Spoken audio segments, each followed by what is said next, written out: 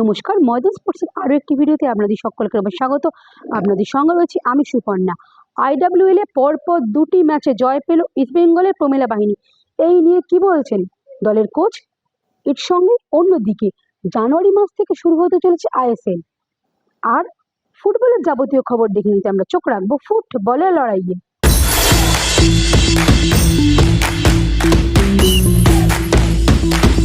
অবশেষে খুলতে চলেছে আইএসএল এর জট। হয়তো জানুয়ারির শেষ সপ্তাহে শুরু হতে পারে এবারের আইএসএল। তবে কি পদ্ধতিতে খেলা হবে, অর্থাৎ সিঙ্গেল লেগ না ডাবল লেগে খেলা হবে, তা নিয়ে এখনো কোনো চূড়ান্ত সিদ্ধান্ত হয়নি। ক্লাব প্রতিনিধিদের সঙ্গে ফেডারেশন করে দেওয়া 3 সদস্যের কমিটি ভার্চুয়াল মিটিং এর পর এমনটাই মনে হচ্ছে। এই নিয়ে অবশ্য ফেডারেশনকে অনেক আগেই প্রস্তাব দিয়েছিল এফএসডিএল, কিন্তু এফএসডিএল সেই প্রস্তাব নাকচ করে দিয়েছিল ফেডারেশন। চুক্তি নবীকরণের সময় এফএসডিএল প্রস্তাব দিয়েছিল ফেডারেশনকে যে ইপিএল এর ধাঁচে আইএসএল চালানোর জন্য কোম্পানি গঠন করা হবে, যার 60% শেয়ার থাকবে ক্লাবগুলির কাছে।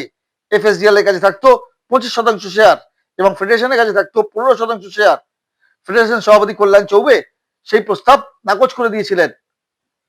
এরপর একাধিক আলাপ আলোচনার পর ক্লাব প্রতিনিধিদের সঙ্গে মিটিং এ ফেডারেশনের 3 সদস্যের কমিটি এফএসডিএল এবং ক্লাবদের দাবি মতোই আইএসএল করার জন্য শেয়ার বন্টনের প্রস্তাব দেয়। যে প্রস্তাবের বলা হয়েছে ক্লাবগুলি পাবে 50% শেয়ার, ফেডারেশন পাবে 10% শেয়ার, টেন্ডার থেকে আসা কমার্শিয়াল পার্টনার পাবে 30% শেয়ার, বাকি 10% থাকবে প্রেফারেন্সিয়াল রেভিনিউ শেয়ার হিসেবে, যেখানে আইএসএল এ অবলম্বন থাকবে কিনা এই ব্যাপারে এখনো কোনো প্রস্তাব দেওয়া হয়নি। আর জট খুলছে এই খবরে প্রীতম কোটাল থেকে শিশির ঘোষ, তারা কি বলছেন, তারা কতটা খুশি? খুবই খুশি। আগে ডেট অ্যানাউন্স হোক, শুরু হচ্ছে অনেকদিন ধরেই হচ্ছে, কিন্তু যতক্ষণ না ডেট আমরা জানতে পারছি বা ক্লাবের তরফ থেকে প্র্যাকটিস শুরু না হচ্ছে ততক্ষণ আমরা সবাই ভয়ের মধ্যেই আছি যে কখন হয়তো খেলা বন্ধ হয়ে যেতে পারে। কারণ আমাদের কাছে এখন এরকম কোনো খবর নেই। যা এদিক ওদিক থেকে যেটা শোনা যাচ্ছে সেটাই। কিন্তু ক্লাবরা যতক্ষণ না প্লেয়ারদেরকে ইনফর্ম করছে ততক্ষণ কিছুই শুরু হয়নি। এখানে তো সবাইকেই একটা বোর্ডে আসতে হবে। কারণ সবাই মিলে যদি সাহায্যের হাত না বাড়িয়ে দেওয়া হয় তাহলে হয়তো ফুটবলটাই শুরু হবে না। তো সেখানে এআইএফএফ তাদের যে প্রস্তাব সেটা নিয়ে এসছে এবং ক্লাবরাও বসেছে। তো আল্টিমেটলি আমরা হোপফুল প্লেয়াররা যে একটা সলিউশন হয়েছে। তো যতক্ষণ না ওই ফাইনাল ডেট যেটা বললাম, ফাইনাল ডেট না জানতে পারছি কিছুই আমরা সিউরিটির মধ্যে নেই। হয়ে গেলেই ভালো এবং আমরা তার জন্য আমরা প্রত্যেকটা প্লেয়ার ওয়েট করে আছি এবং আমাদের পরের যারা প্লেয়ার যারা খেলে ভাবছে বড় হয়ে ইস্টবেঙ্গল, মোহনবাগান অন্য ক্লাবের জার্সি পরবে বা ভারতীয় দলের জার্সি পরবে, সেটার জন্য তাদেরও ফুটবলটা আটকে আছে। সেগুলো সবকিছু মাথায় রেখেই যেন যারা কর্তৃপক্ষ আছে সেইভাবে যেন ডিসিশন নেয়। যে সময়ের মধ্যে দিয়ে আমরা যাচ্ছি, অলরেডি আমরা জানুয়ারি পড়তে চলেছি আর 3 দিন পরে জানুয়ারি চলে আসবে। তো সেখানে আর এর থেকে ভালো শিডিউল কিছু হয় না।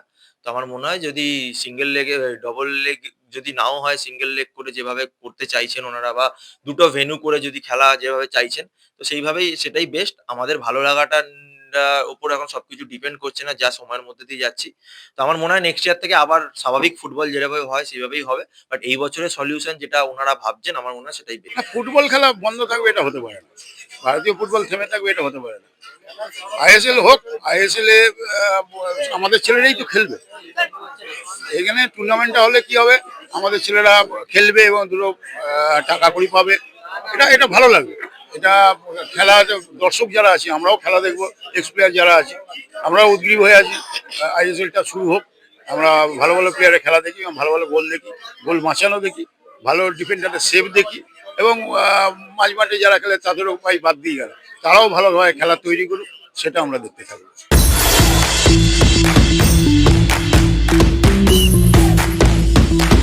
60 মিনিট পর্যন্ত পিছিয়ে থেকে শেষ পর্যন্ত 2-1 গোলে জয় ছিনিয়ে নিল হাওড়া হুগলি ওয়ারিয়ার্স।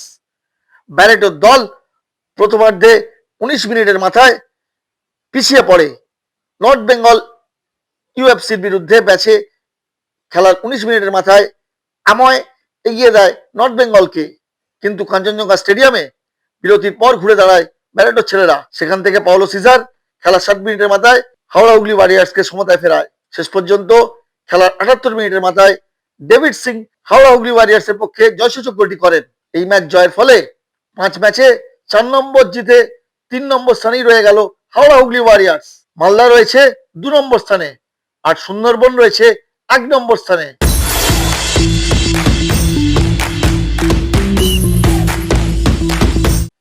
সাফ কাপ জিতে কলকাতায় ফেরার পর 6 দিনের ব্যবধানে খেলতে হচ্ছে 3টে ম্যাচ, আর তাতেই বেজায় চটেছেন ইস্টবেঙ্গল দলের কোচ অ্যান্টনিও অ্যান্ড্রুজ। আগামী 30শে ডিসেম্বর আবার কল্যাণীতে সেসা ফুটবল একাডেমির বিরুদ্ধে খেলতে নামবে ইস্টবেঙ্গলের মেয়েরা, আর তাতেই ক্ষোভ উগড়ে দিচ্ছেন লালরুদের coach Andrews.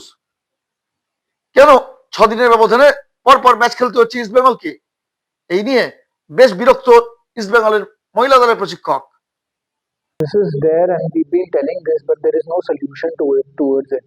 This is the situation what is in front of us, and the and I don't see any ray of hope or help from anybody to solve this issue. And if they think that we are not human beings, I think then God bless them, and we keep doing what we can do in our control. And I can only say that I'm very proud of my girls who's putting so much of effort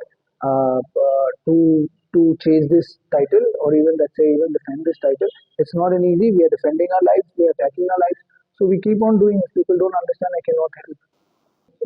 If I'm being very honest, I'm not happy because the fans always wanted us to win, and they always write to us some messages on social medias and everything.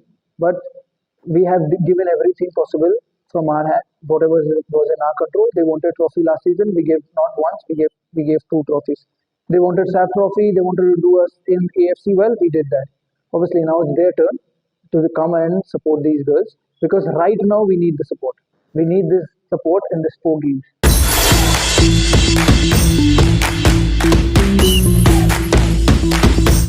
Mayors কাপে জয় পেল কোন দল? এর সঙ্গে ক্রিকেটের অন্যান্য খবর দেখে নিতে আমরা চোখ রাখবো ফ্রি হিটে।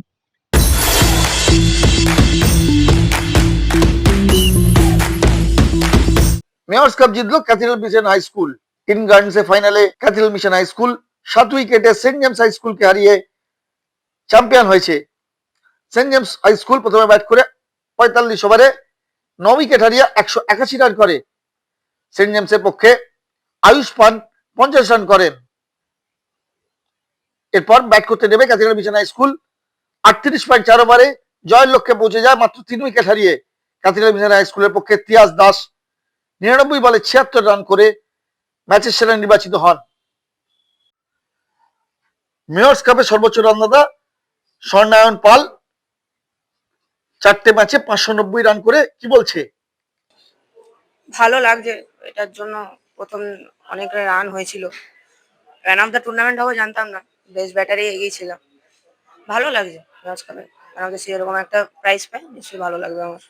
মানে হাইয়েস্ট করাটা আমার সেরকম হয়নি, আমার টিমের দরকার ছিল যখন আমি তখন পারফর্ম করতে পেরেছি, এটাই আমার ভালো লাগছে। এটা এখন মানে এটাতে শুধু স্যাটিসফাই হলে হবে না, আমাকে আরো রান করতে হবে, আরো আগে যেতে হবে। এটাতে সবে একটা জাস্ট অ্যাচিভমেন্ট, এটা নিয়ে সেলিব্রেট করার কিছু নেই, বাট আমাকে আগে আরো যেতে হবে।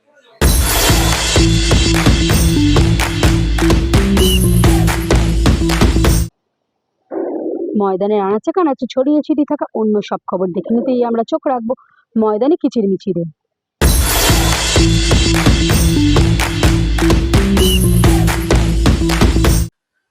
সাবধানী বিধায়ক অরিন্দম গুইনের উদ্যোগে অনুষ্ঠিত হলো এমএলএ কাপ 2025।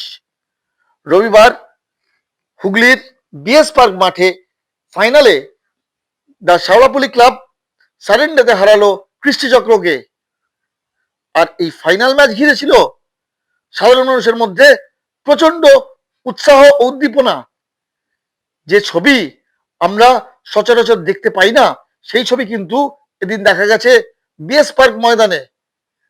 ম্যাচ দেখতে সেই বাড়ির ছাদে পর্যন্ত ভিড়। যে ছবি আমরা সচরাচর গ্রামের মাঠে দেখতে পাই, তাকে কিন্তু ছাপিয়ে গেছে বিএস পার্ক মাঠের এই ভিড়।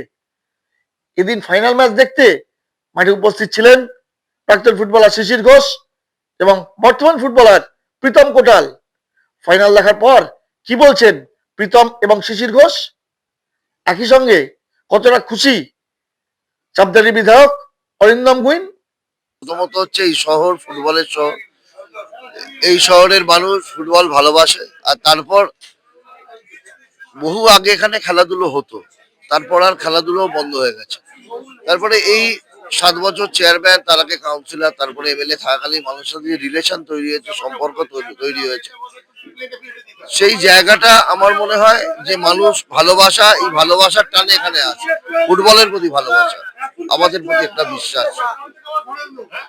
বলছি যে এত দর্শক মানে এই এলাকায় হুগলির মতো অঞ্চলে যে আগে যে এত প্লেয়ার বেরোতো, এবং আমরা যখন শ্রীরামপুর সাব ডিভিশন খেলেছি তখন একরকম ভাবে সাব ডিভিশন হতো, কিন্তু এখন যেভাবে সাব ডিভিশন হয় মানে যারা হুগলির বাইরে আছে তারা জানে না যে কিভাবে সাব ডিভিশন হয়। তো আমার মনে হয় যে ফুটবলের ক্রেজটা আবার ফিরে আসছে। বিএস পার্ক মাঠে আমি আগেও খেলে গেছি, অনেক ছোটবেলায় খেলেছি বিএস পার্ক মাঠে।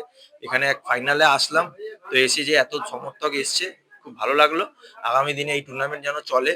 একটা বিরাট প্রতিষ্ঠান, এখান থেকে অনেক বড় বড় প্লেয়ার বেরিয়েছে, আগামী দিনেও বেরোবে। খেলাধুলো যে বদ্যিপাটিতে এখনো মানে বিরাট আকারে আছে, আমি সব জায়গায় আগে যেরকম ছিল, কিন্তু বদ্যিপাটি সারাপুরি এখন কিন্তু খেলাধুলোর চলটা একটু বেশি আছে, কারণ এরা এখানকার টিমগুলো খুব ভালো ভালো ছেলে তুলেছে এবং ধারাবাহিকভাবে ভালো খেলে যাচ্ছে। খুব ভালো লাগে, খুব ভালো লাগে আমাদের যে এত দর্শক এরম মাঠে এসে খেলা দেখছে। এবং দর্শকরা খুব শান্তশিষ্টভাবে খেলা দেখেছে, খুব ভালো আমার লাগলো, দর্শকদের খুব ভালো লাগলো।